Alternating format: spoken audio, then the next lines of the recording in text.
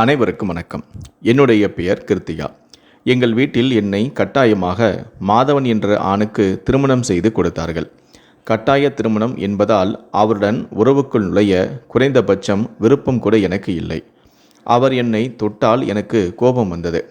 அவர் கூறினார், இனி என் முன் அதிகம் கோபம் காட்டாதே, நீ என்னுடைய மனைவி. ஒவ்வொரு திரையின் பின்னால் உன்னை காண நான் விரும்புகிறேன். நான் உன்னை ஒவ்வொரு கணமும் ரசிக்க விரும்புகிறேன் என்று என்னிடம் சொன்னார். மாதவனின் இந்த வார்த்தைகளை கேட்டதும் நான் நடுங்கினேன். என் கைகால்கள் குளிர்ந்து போயின. நான் ஏற்கனவே மிகவும் வெட்கப்படுபவள். எனக்கு இப்போது 16 வயதுதான் ஆகிறது. எப்போது திரைக்கு பின்னால் மறைந்திருப்பவள். என் சகோதரி இறந்தவுடன் என்னை என் மைத்துனருடன் திருமண உறவில் பிணைத்து விட்டனர். எனக்கு 16 வயது ஆவதால் மாதவன் என்னை நெருங்கி வரும்போது நான் பயந்தேன். மாதவன் தான் என்னுடைய மைத்துனர். அவர் முன் எனக்கு மிகவும் வெட்கமாகவும் இருந்தது. அவர் எந்த பிறவியின் பழியை என் மீது தீர்க்க விரும்பினாரோ எனக்கு தெரியவில்லை. அவர் என்னை வழிகளிலும் என்னை துன்புறுத்த விரும்பினார். நான் என் இடத்திலிருந்து அசையக்கூட முடியவில்லை. ஆனால் அவர் முன்னேறி வந்து என்னை தன் கைகளில் தூக்கிய போது நான் நடுங்கினேன். மாதவன் என்னை இழுத்து என்னிடம் இருந்த அனைத்து மறைப்புகளையும் அகற்றிவிட்டு என்னை படுக்கையில் வீழ்த்தினார். அப்போது எனக்கு இவ்வளவு வலி இருந்தது. எழுந்திருக்கக்கூட முடியவில்லை. என் உடலின் வலி தோன்றியது. நான் இரவு முழுவதும் மாதவனுடைய வெறுப்பை தாங்கிக் கொண்டிருந்தேன். இப்போது இவ்வளவு வேதனையாக இருந்தது. என் முழு உடலும் வலியால் உடைந்து போயிருந்தன. நான் இப்போது தைரியத்தை இழந்துவிட்டேன். கண்களை மூடிக்கொண்டு கஷ்டப்பட்டு என் உடலை சமாளித்து பின்னால் இருந்த போர்வையை சுற்றி கொண்டு நான் எழுந்தேன். பால்கனியை பார்த்தபோது மாதவன் சட்டை இல்லாமல் குளிரில் நின்று கொண்டிருந்தார். எனக்கு இப்போது மாதவன் மீது வெறுப்பு ஏற்பட்டது. அவர் என் மீது இரக்கம் காட்டாமல் என்னை மிகவும் துன்புறுத்த முயற்சித்தார். குளிக்க வாஷ்ரூமுக்கு சென்றபோது ஷவரின் கீழ் நின்றேன். வெந்நீர் என் உடலில் விழுந்தபோது வலியின் அலைகள் என் மீது குறைந்தன. நீண்ட நேரம் குளித்த பின் ஈரமான முடியை டவலால் துடைத்து கொண்டு வெளியே வந்தேன். அப்போது மாதவன் அறைக்குள் வந்தார். என் ஈரமான முடியை பார்த்து, உனக்கு எவ்வளவு தைரியம்? நீ என்னை கேட்காமல் எப்படி குளிக்க முடிந்தது? என்னுடைய உணர்வுகள் இன்னும் அடங்கவில்லை. நான் இன்னும் உன் உடலை உணர விரும்புகிறேன். உன்னுள் நுழைய விரும்புகிறேன். நீ இப்போதே குளித்து விட்டாய். வா, இந்த ஆடைகளை தவிர்த்து விடு. நான் உன் உடலை என் கண்களில் பதிய வைக்க விரும்புகிறேன் என்றும் சொன்னார். மாதவனினுடைய இந்த வார்த்தைகளை கேட்டு என் கண்களில் கண்ணீர் வழிந்தது. என் கைகால்களும் நடுங்கின. இரவு முழுவதும் அவரின் கொடுமைகள் மீண்டும் என் மனதில் வந்தன. அவரின் வார்த்தைகளால் என் இதயம் பயத்தால் வேகமாக அடித்தும் கொண்டது. இவ்வாறு சொல்லி மாதவன் என்னை நெருங்கி வந்தார். நான் அப்போதே அழ ஆரம்பித்தேன். நான் காலை இரவு முதல் உங்களுடைய கொடுமைகளை தாங்கிக் கொண்டிருக்கின்றேன். எனக்கு இப்போது மிகவும் வலி இருக்கிறது. நான் இனி அந்த வேதனையை தாங்க முடியாது. என்னிடம் எந்த வலிமையும் இல்லை என்று நான் சொன்னேன். இனி உங்கள் மிருகத்தனத்தை தாங்கும் தைரியம் எனக்கு இல்லை என்றும் சொன்னேன். இரவு முழுவதும் நீங்கள் ஒரு நிமிடம் கூட சுவாசிக்க விடவில்லை. இப்போது மீண்டும் உங்களுடைய மனதில் ஆசை கிளறி இருக்கிறது. எனக்கு கொடூரமாக வலி இருக்கிறது. இரவு முழுவதும் தூக்கம் இல்லாததால் தலைவலியும் தாங்க முடியவில்லை. தயவு செய்து என்னை ஓய்வெடுக்க விடுங்கள். நான் இப்போது தூங்க விரும்புகிறேன் என்று சொன்னேன். அவரோ, நீ உன் சகோதரிக்கு பதிலாக இங்கு வந்திருக்கிறாய். எனக்கு ஆறுதல் அளிக்க வேண்டியது உன்னுடைய கடமை. எனது ஆசைகள் இன்னும் தீரவில்லை. என் உணர்வுகள் அடங்கவே இல்லை. இப்போது நீயே என்னை அமைதிப்படுத்த வேண்டும் என்றும் சொன்னார். மாதவன் சிகரெட்டை காலால் மிதித்து அணைத்துவிட்டு மீண்டும் என்னை கொடுமை செய்தார். அவரது கொடுமை இன்னும் அதிகரித்தது. என்னை கட்டாயப்படுத்தினார் மாதவன். தயவு செய்து விடுங்கள் என்று நானும் கெஞ்சினேன். என் தொண்டையிலிருந்து கரகரப்பான குரலும் வந்தது. வலியால் நான் அழத் தொடங்கினேன். என்னை மிகவும் அவர் துன்புறுத்தினார். ஒன்றுமில்லை, இவ்வளவு வேதனைப்பட வேண்டாம். இனிமேல் இதை தினமும் சகித்து கொள்ள வேண்டும், பழகிக்கொள் என்றும் சொன்னார். என் முன் இப்படி பலவீனப்படுத்தி கொள்ளாதே. எனக்கு பலவீனமான பெண்களை பிடிக்காது. உன் இந்த வேதனை எனக்கு பிடிக்கவில்லை. நீயும் என்னுடன் முழுமையாக இணைந்திருக்க வேண்டும். நான் உன்னை தொடும்போது நீயும் என் அன்பில் மூழ்கிடு என்றும் மாதவன் சொன்னார். நான் அவரது வார்த்தைகளால் சோர்வடைந்து விட்டேன். அவர் என் சகோதரியை பழிவாங்குவதற்காக என்னை எல்லா வழிகளிலும் அவர் துன்புறுத்த விரும்பினார். இப்போது மீண்டும் அவர் என் மீது அவரது மிருகத்தனத்தை முன்னிலும் கூடுதலாக இருந்தது. இந்த முறை தாங்க முடியாததாக இருந்தது. இரவு நேரம் ஓடிக்கொண்டிருந்த போது அவரது கொடுமைகளும் இருளில் அதிகரித்தன. 2ஆம் நாள் காலை ஜன்னல் வழியாக மெல்லிய வெளிச்சம் வந்தது. ஆனால் மாதவனின் கொடுமையோ குறையவில்லை. அவர் என்னை விட்டு நகர மறுத்துவிட்டார். என் கண்ணீர் தலையணையை நடைத்தது. இனி தாங்க முடியவில்லை. என் உடல் முழுவதும் வலியால் நடுங்கியது. மனதுக்குள் நினைத்தேன், என் சகோதரி இறக்காமல் இருந்திருக்க வேண்டும் என்று. அவளுக்கு பதிலாக மாதவனின் மனைவியாக இங்கு நான் வந்திருக்க கூடாது என்று. அவரது பைத்தியக்காரத்தனமும் மிருகத்தனமும் என்னால் தாங்க முடியவில்லை. எல்லோருக்கும் தெரியும் மாதவன் எப்படிப்பட்டவர் என்று. ஆனால் வெட்கத்தால் என் பெற்றோர் என்னை அவருக்கு துன்புறுத்த அனுப்பிவிட்டனர். திருமணமான முதலிரவே இவ்வளவு வேதனை என்று நான் எதிர்பார்க்கவில்லை.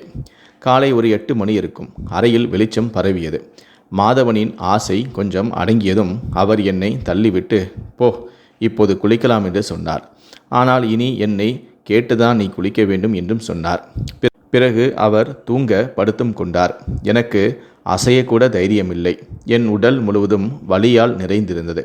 குளிக்கக்கூட சக்தி இல்லை. கண்ணீரும் வழிந்தது. வலியுடன் நகர்ந்து குளித்துவிட்டு நான் திரும்பினேன். சிறிது ஓய்வெடுக்க மாதவனிடமிருந்து தள்ளி படுத்தேன். ஆனால் அவர் உடனே அருகில் வந்தார். உன்னை விட்டு இருக்க எனக்கு மனமில்லை. உன் அழகிய மென்மையான உடல் ஒரே இரவில் எவ்வளவு காயப்பட்டிருக்கிறது என்றும் சொன்னார். இரவில் நீ என் மனதை பைத்தியம் பிடிக்க வைத்து விட்டாய். ஒரு கணம் கூட உன்னிடமிருந்து விலகியிருக்க எனக்கு மனமில்லை. உன்னை நீ கைகளிலேயே அணைத்து கொண்டு இருக்கும்போது நான் எனக்கு ஆறுதலாக இருக்கிறது என்றும் சொன்னார். அவர் ஆழ்ந்த தூக்கத்தில் இருந்தபோதும் இப்படி பேசிக்கொண்டும் இருந்தார். ஆனால் இது வெறும் ஆரம்பம் மட்டுமே. இந்த கட்டாய திருமணத்தில் இனி எத்தனை துன்பங்களை சந்திக்க வேண்டி இருக்கும் என்று நான் அறியேன். வலியால் ஒரு நிமிடம் கூட தூங்க முடியவில்லை. காலை 10 மணி அளவில் குளித்துவிட்டு சமையல் அறைக்குள் நுழைந்தேன். என் மாமியார் அங்கே காலை உணவு தயாரித்து கொண்டிருந்தார். என்னை பார்த்ததும் அவர் புன்னகைத்தார். மருமகளே, உன்னை எதிர்பார்த்து கொண்டிருந்தேன். மாதவன் எங்கே, இன்னும் எழுந்திருக்கவில்லையா என்றும் கேட்டார். நான் மௌனமாக தலையாட்டினேன். சரி, நீ முதலில் சாப்பிடு, நான் மாதவனை எழுப்புகிறேன் என்றும் சொன்னார். இல்லை மாமி, நானே சாப்பிட்டுவிட்டு அவருக்கும் எடுத்து செல்கிறேன் என்றும் சொன்னேன். அப்போது என் மாமியாரின் பார்வை என் உடையை தாண்டி என் கழுத்தில் பதிந்திருந்த காயங்களையும் பார்த்தது. மாதவனின் மிருகத்தனம் என் கழுத்தில் தெளிவாக தெரிந்தது. மாமியார் மனம் உடைந்து போன பார்வையால் என்னை பார்த்தார். அவர் மனதிற்குள் நினைத்து கொண்டிருக்கலாம், குறைந்தபட்சம் இந்த பெண்ணின் மேல் மாதவன் கொஞ்சம் இரக்கம் காட்டியிருக்கலாமே என்று. பின்பு என்னை உட்கார வைத்து கண்ணீர் ததும்பிய குரலில் கூறினார், மருமகளே, நீ பொறுமையாக இருக்க வேண்டும். மாதவன் எவ்வளவு ஆழமான காயங்களை சுமந்து கொண்டிருக்கிறான் என்பது உனக்கே தெரியும். குடும்ப மானத்திற்காகவே அவன் இந்த திருமணத்தையும் ஏற்றுக்கொண்டான். அவன் காயங்கள் இன்னும் புதிதாக இருக்கின்றன. நீயே அவனை சமாளிக்க வேண்டும் என்றும் சொன்னார். இது உன் சகோதரி விட்டு சென்ற காயம். அவனிடமிருந்து பழி வாங்கவே அவன் இப்படி நடந்து கொள்கிறான். ஆனால் நீ தைரியமாக இருந்து உன் அன்பால் அவன் இதயத்தின் காயத்தை ஆற்ற வேண்டும். அவனுடைய மனதை நீ வெல்ல வேண்டும். உன் சகோதரி செய்ததற்கு பிறகு அவனுக்கு பெண்கள் மீதே வெறுப்பு ஏற்பட்டு விட்டது. ஆனால் நேரம் கடந்தால் அவன் மாறிவிடுவான். உன்னிடம் அன்பாகவும் நடந்து கொள்வான். நீ அதற்கு தகுதியானவள்தான். கொஞ்சம் தைரியம் வேண்டும். உன் வாழ்க்கை சீராகிவிடும். ஆனால் அவனுடைய கொடுமைகளை பொறுத்து கொள்ள வேண்டும் என்றும் சொன்னார். மாமியார் என் உடையை சரி செய்து கழுத்தின் காயங்களை மறைக்க முயன்றார். ஒரு கணம் என் கண்கள் கண்ணீரில் நீராடின. மாமி, நான் இதை தாங்க முடியாது. அவரது மிருகத்தனம் என்னை சிதைத்து விட்டது. ஒரே இரவில் என் நிலைமை இப்படியானால் நான் எப்படி தினமும் இதை சகிப்பேன் என்றும் சொன்னேன். நான் இதை தாங்க முடியாது. நான் செத்தே போவேன். மாதவன் என் மீது கொஞ்சம் கூட இரக்கம் காட்டவில்லை. அவர் வெறும் என் உடல் மீது தன் மிருகத்தனத்தை காட்ட விரும்பினார். நான் இதை சகிக்க முடியாது. அவருக்குள்ளேயே ஒரு கொடூரமான மிருகம் குடிகொண்டிருக்கிறது. அவர் தன் வெறுப்பை இப்படியே காட்டினால் நான் உயிர் துறக்க நேரிடும். என்னை காப்பாற்றுங்கள். என் சகோதரி என்ன செய்தால் அவர் மனதில் இவ்வளவு கோபம் என்று நான் கேட்டேன். உன் சகோதரி செய்தது யாருக்கும் சொல்ல முடியாதது. மாதவன் ஒரு நல்ல கல்வி கற்றவர், வெளிநாட்டில் படித்து வந்தவன். ஆனால் தனக்காக ஒரு பெண்ணை தேர்ந்தெடுத்ததில்லை. நான் இவ்வளவு படித்திருக்கின்றேன், ஆனால் இந்த விஷயத்தில் அனுபவம் இல்லை. அம்மா, நீங்களே எனக்கு ஒரு நல்ல பெண்ணை தேடுங்கள் என்றும் சொல்வார். இந்த காலத்தில் படிக்கும்போதே சிறுவர்களும் சிறுமிகளும் தாமாகவே தேர்வு செய்கிறார்கள். ஆனால் மாதவன் அதை பற்றி கவலைப்படவே இல்லை. எப்போதும் தன் எதிர்காலத்தை பற்றியே சிந்திப்பார். திருமணத்தை என் மீதே விட்டுவிட்டார். நானும் என் மகனும் ஏற்ற ஒரு நல்ல பெண்ணை தேடினேன். உன் சகோதரி தாரா அப்போது கல்லூரியில் படித்து கொண்டிருந்தாள். எங்கள் பக்கத்து வீட்டு மாமா உன் சகோதரியின் திருமண வரனை சொன்னார். அவளை பார்த்தோம். மிக அழகாக இருந்தாள். எங்களுக்கு மிகவும் பிடித்தும் இருந்தது. ஆனால் உன் சகோதரி வேறு ஒருவரை காதலிக்கிறாள் என்பது எங்களுக்கு தெரியாது. உன் பெற்றோரும் உடனே எங்கள் திருமண வரனை ஏற்றும் கொண்டனர். மாதவனுக்கு உன் சகோதரியின் படத்தை காட்டினேன். அவருக்கும் பிடித்திருந்தது. ஆனால் தாராவின் மனதிலோ வேறு ஒருவன் இருப்பது எங்களுக்கு தெரியாது. நாகேந்திரா என்ற ஒரு இளைஞனை அவள் காதலித்து கொண்டிருந்தாள். 1 மாதத்திற்குள் நிச்சயதார்த்தம். அடுத்த மாதமே திருமணமும் நடந்தது. தாரா எங்கள் வீட்டுக்கு வந்தாள். பேச்சிலும் நடத்தையிலும் மிக நல்லவள். வீட்டை சுற்றி எல்லோரையும் கவனித்தும் கொண்டாள். மாதவனும் அவனை விரும்பினான். ஆனால் அவர் தொழில் காரணமாக பெரும்பாலும் வீட்டிற்கு வெளியே தான் இருப்பார்.